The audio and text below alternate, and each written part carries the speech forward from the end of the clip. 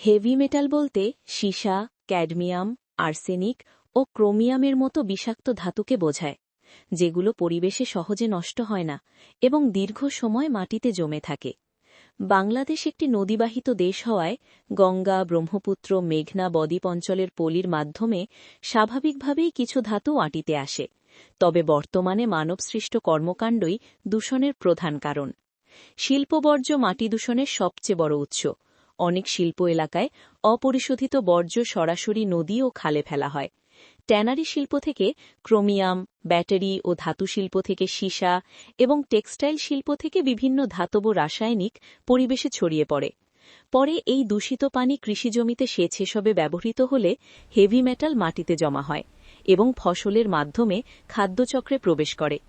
অন্যদিকে অতিরিক্ত কৃষি কার্যক্রমও ধীরে ধীরে দূষণ বাড়াচ্ছে। ফসফেট সারে স্বল্প পরিমাণ ক্যাডমিয়াম থাকে, যা দীর্ঘদিন ব্যবহারে মাটিতে জমা হয়। এছাড়া আর্সেনিকযুক্ত ভূগর্ভস্থ পানি সেচে ব্যবহারের ফলে আর্সেনিক মাটিতে স্থায়ীভাবে জমা হচ্ছে। ফলে শিল্প বর্জ্য ও কৃষি, এই দুই উৎস একসাথে আমাদের মাটির গুণগত মান কমিয়ে দিচ্ছে এবং মানব স্বাস্থ্যের ঝুঁকি বাড়াচ্ছে। তাই নিরাপদ পরিবেশ ও খাদ্য নিশ্চিত করতে শিল্প বর্জ্য পরিশোধন এবং টেকসই কৃষি ব্যবস্থার বিকল্প নেই।